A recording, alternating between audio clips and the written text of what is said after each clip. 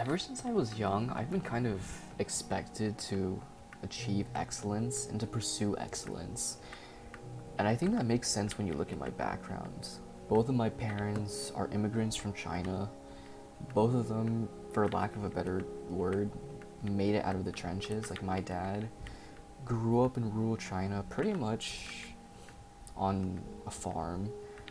Worked his ass off, studied his ass off, got into China's top university, um, the one that starts with a T. If you know, you know. And so now he's a very successful professor with very successful research,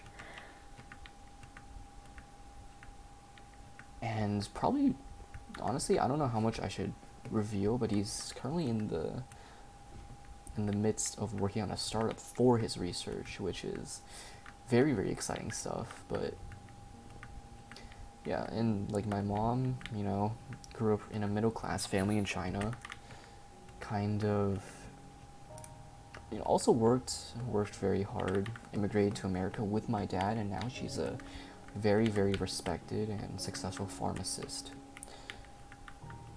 And that means I've had a very, very cushy life. My family is very well off.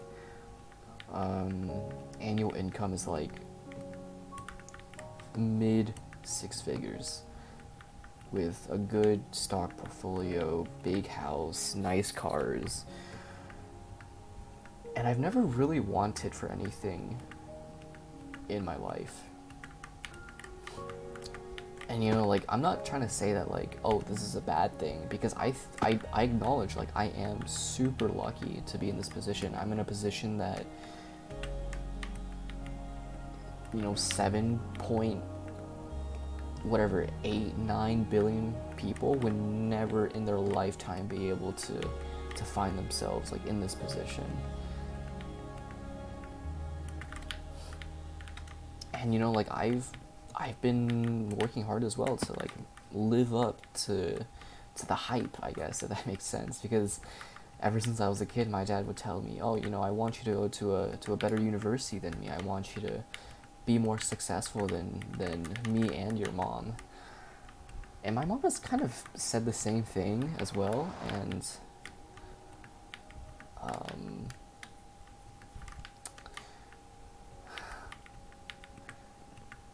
to this point in my life, I've pretty much cleared all those bars. As a kid, well, especially growing up in a Chinese household, it can be tough sometimes. Doing all the math competitions, which my fellow Chinese Americans can probably attest to, all the Olympiads, the high school research. That's always a big one. That's one that was my main thing actually back in high school. And for all intents and purposes, my life, I'm living someone's dream life right now. But I don't feel fulfilled. And in that same vein, I don't know if I necessarily feel happy. And that's on one hand, that sounds so first world problem, oh, your life is so hard. On paper, I have nothing to complain about. But I'm gonna complain anyway, because that's what this channel is for. So, but it's not just a complaint. I think what I'm trying to do is trying to figure out why I feel this way. And I think the why I feel this way is because of expectations. It kind of circles back to expectations. I had expectations on me in middle school to do well on my math competitions, not just from my parents, but it eventually became so internalized that I would consider myself a failure if I didn't do super well, if I wasn't better than everyone else. The same thing came in high school. Once I started doing research, I kind of, as soon as I achieved excellence in my sophomore year, I made it to the International Science Fair, which is the holy grail of science fairs. and like the magnum opus of, or not magnum opus, that's I'm using that term wrong, but like the end goal for any high schooler that's doing research, at least at that time. And you know, as I kind of achieved excellence, it turned from something that was really nice to have, or like a really pleasant surprise, to an expectation. I think this is something that's kind of just psychological to humans. As soon as we achieve some level of success, that level becomes the norm or the new baseline. And for me, that is you know, what happened. As I achieved more and more success, the expectations from myself, from I guess just like the people around me as well, just kept piling up higher and higher and higher.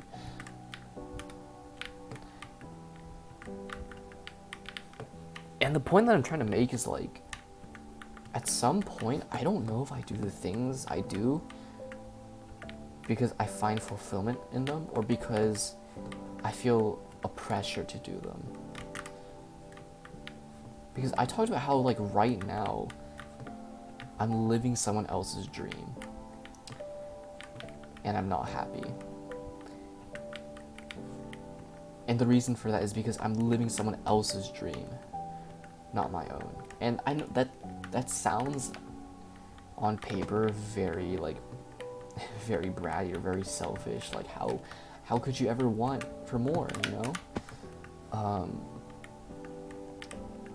Like, you go to a university that people pay consultants thousands of dollars, if not tens of thousands, just to have a shot at. You're set up for lifetime success. You're, you know, pursuing a very lucrative career, and I think it's precisely because of that I feel so unfulfilled in what I'm doing. You know, for most of my life, I thought, you know, I'm gonna go to a good university, and then I'm gonna major in engineering, and, you know, make society better. That's how I'm gonna find fulfillment. And when I got into the university that I got into now, I immediately pivoted to fucking finance, of all things. And for the longest time, like, I told myself, you know, oh, it's because my soft skills are better than my technical skills. Like, I can't really compete with other people on that. Like, other people got that covered. And, you know, there's such a big gap right now between innovation and the funding that really drives innovation, especially like recently with, you know, the attacks on research and funding and all that shit, which is like, yeah, it's very, very rough, and we're entering a, you know, pretty, to be blunt, a pretty dark time for innovation in America. And, you know, like, capital or funding, it's the great equalizer. It's the thing that allows potentially societal altering innovations to enter, like, the market. And I always thought to myself, or at least for the first semester of college, that's how I was able to let myself sleep at night. You know, I told myself this is how I'm gonna find fulfillment. I'm gonna be the person that drives innovation by giving capital to it. But the more I progress through college, the more I've questioned whether this is really, really my passion, because I honestly don't think it is. Like, I'm not one of those people who will wake up and check the markets every day because I actually care about them. I'm not the type of person who will do, like, fucking, what the hell is this jump? Oh, there's ladders. I'm not the person who will, like, actually look at stocks and, like, do stock pitch competitions, or, like, actually give a shit about, like, what companies you should buy low and sell high. Like, I don't even catch up with like finance news, which is like the bare minimum. And like, I don't think any of this, none of this is necessarily a problem. Like, none of this is inherently like necessary. Like, you don't need to, I guess, love something in order to make an impact through it.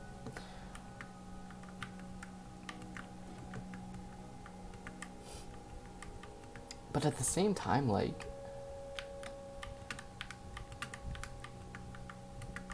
can you make impact through something if you don't love it? And even if you do love it, can you make an impact through it to begin with? Like, the reason I ask these questions is because, like, a few months ago, I had a talk with a friend that I look up to a lot. He's a year older than me, goes to the same university as me, went to the same high school as me, and has always been someone who I thought was super smart.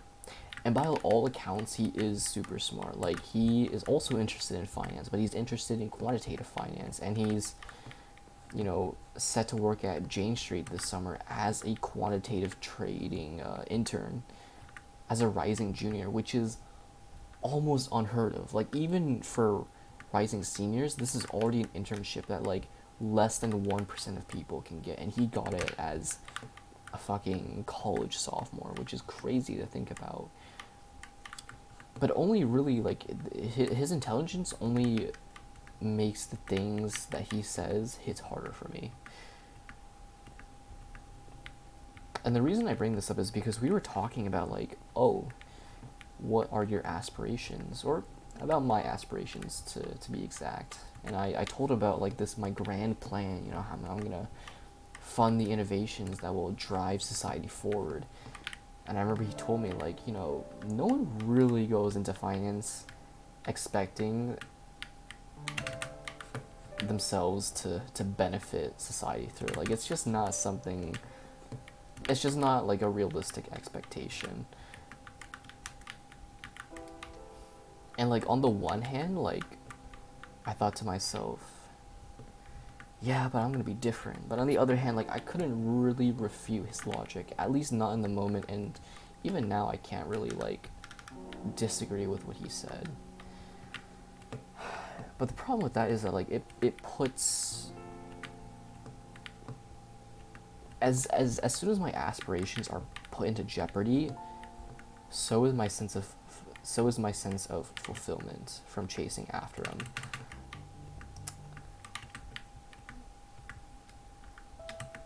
And that kind of circles back to the crux of the problem, which is, like, I'm on paper, I'm successful, like, or at least I'm on the path to success, but I don't know if I'll find fulfillment from it.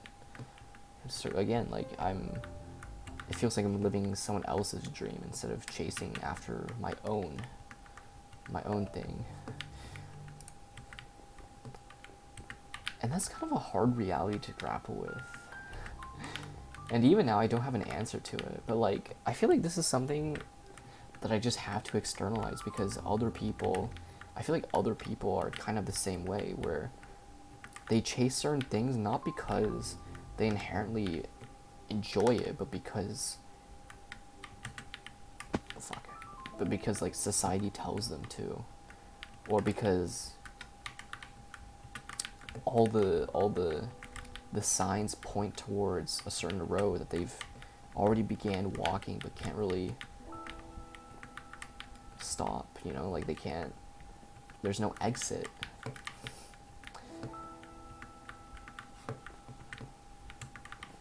And, like, I don't really have an answer to this question yet, but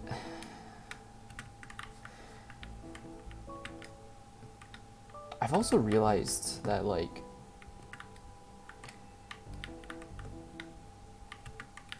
you can be living someone else's dream, yeah. But that doesn't necessarily mean that you have to make that your eventual reality.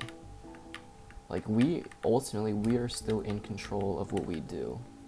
Society can pressure us all at once, and it does. But, like,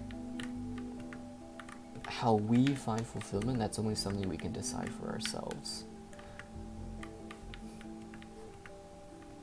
Honestly, I don't even know where I'm going with this video. I'm kind of just yapping now, but like, yeah.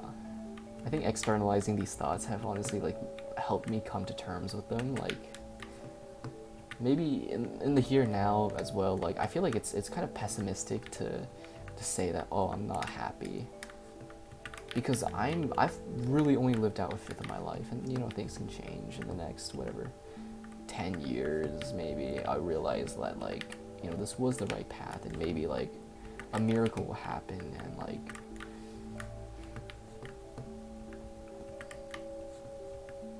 my aspirations will be realized. At least you know, I'll keep dreaming for them to happen.